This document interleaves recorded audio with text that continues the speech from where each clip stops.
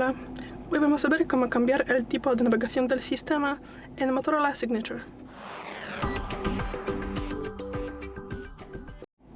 Para esto pasamos a los ajustes.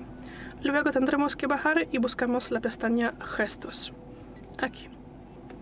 Aquí abrimos la primera pestaña, Navegación del sistema, y veremos dos modos.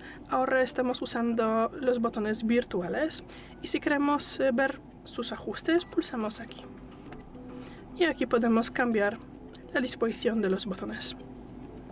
Aquí activamos los gestos y aquí también veremos sus ajustes. Podemos, por ejemplo, mostrar o ocultar la barra de navegación o podemos cambiar la sensibilidad de los gestos. Y ya, es todo. Gracias por el vídeo, déjanos un like y suscríbenos. Hasta luego.